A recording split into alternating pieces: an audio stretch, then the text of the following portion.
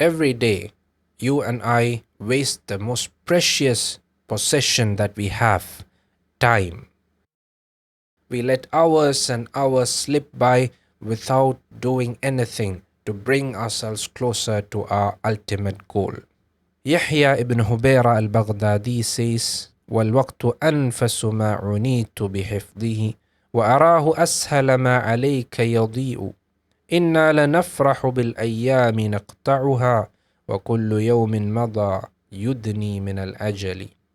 The most precious thing I strive to preserve is time, yet I see it as the easiest thing to lose. We rejoice over the passing days, yet each day that passes brings the end close. And this has to change. So today I have the book قيمة الزمن عند العلماء, the value of time in the eyes of the learned, which is basically a compilation of narrations from the Salaf, from our predecessors, about their productivity and the value they had for time, and it is extremely inspiring. So I have selected about 10 narrations from this book, which I will share with you bi'idhnillah.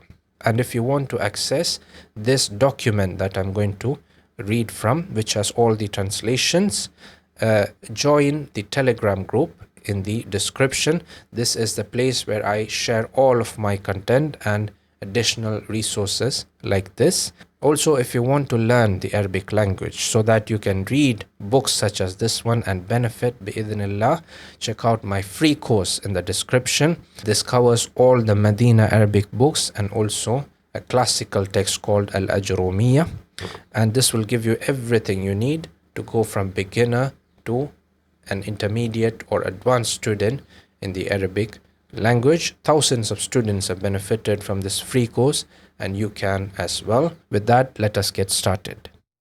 The first narration I have for you is about the student of Imam Abu Hanifa, Abu Yusuf. سمعت شجاع ابن مخلد قال سمعت أبا يوسف يقول مات ابن لي فلم أحضر جهازه ولا دفنه وتركته على جيراني وأقربائي مخافة أن يفوتني من أبي حنيفة شيء لا تذهب حسرته عني. He says, a son of mine passed away, and I did not attend his preparation or burial, meaning he did not attend his janazah. I left it to my neighbors and relatives, fearing that I would miss something from Abu Hanifa, the regret of which would never leave me.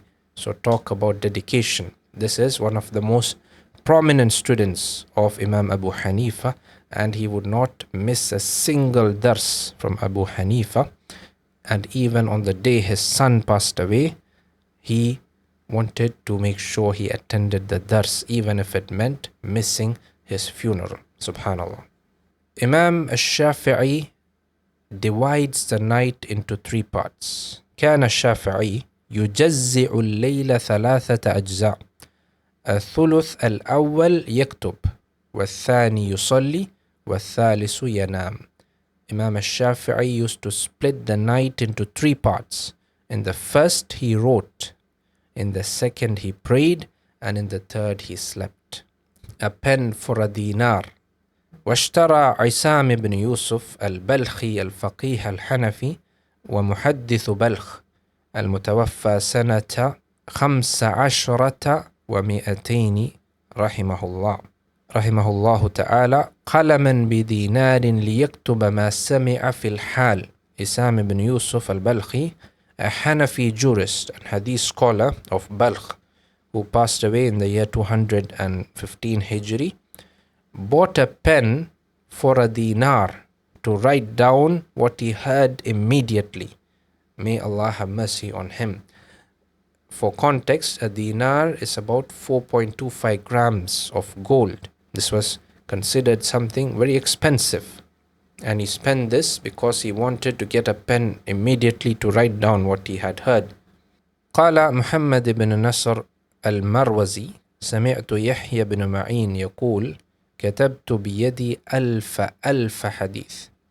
Muhammad ibn Nasr al-Marwazi said, I heard Yahya ibn Ma'in say, I wrote 1 million hadith with my own hand. So he would write the ahadith, the narrations, several times. He would write the same one several times. And in total, he says, I wrote about 1 million hadith this way. So think about that for a moment. 1 million hadith. Subhanallah. خلف يحيى بن معين من الكتب 100 قمطر و14 قمطرا و4 حباب شرابية مملوءة كتبا.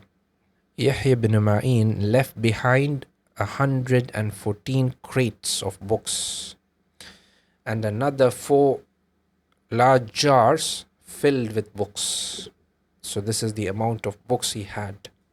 قال الخطيب وسمعت السمسمي يحكي أن ابن جرير مكث 40 سنة يكتب في كل يوم منها 40 ورقة.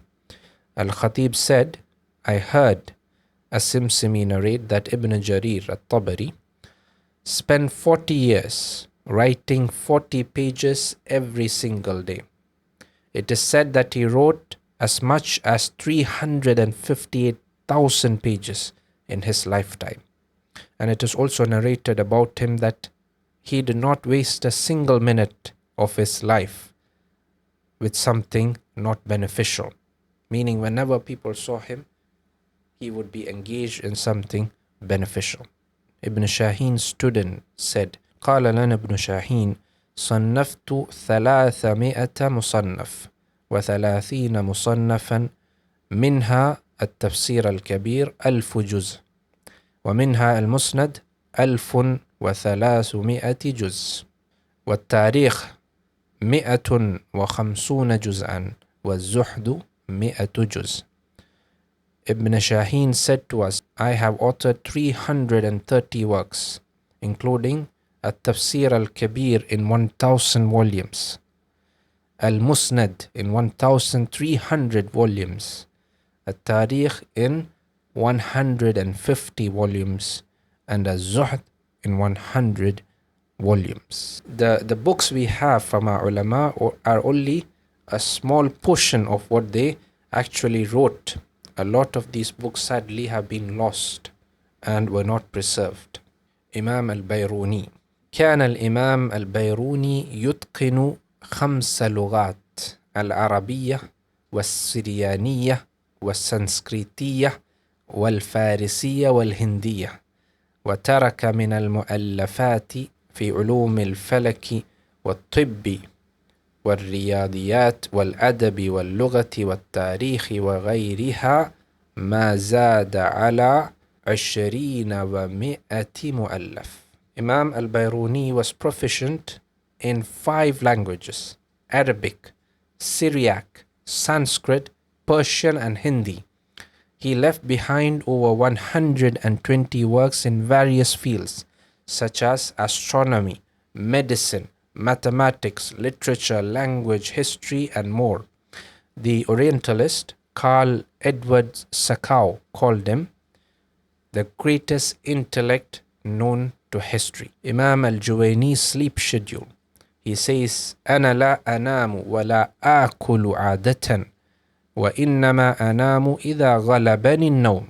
إذا غلبني النوم ليلا كان أو نهارا وآكل إذا اشتهيت الطعام أي وقت كان. I do not sleep or eat regularly. Rather, I sleep when sleep overcomes me, whether at night or during the day, and I eat whenever I desire food at any time. Meaning, he did not have a regular sleep schedule like most of us. He did not have a time in which he would sleep. He would continuously work, and whenever sleep overcame him and he could no longer stay awake, he would fall asleep. And he would not stop to eat. He would keep working until he became very hungry and he had to eat something. He would eat, and the time did not matter. Subhanallah.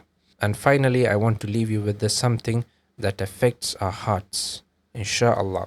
Ibn Aqil's inheritance. It is said, لم يخلف ابن عقيل من الدنيا سوى كتبه وَثِيَابِ بَدْنِهِ. When Ibn Aqil died, when he passed away, he did not leave anything except for his books and the clothes he wore.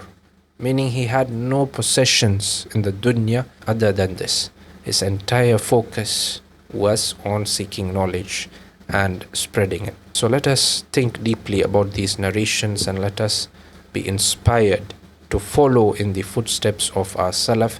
Even if we can never match them, we should strive to do our best and to take them as examples and to draw inspiration from their great lives and make our days as productive as possible.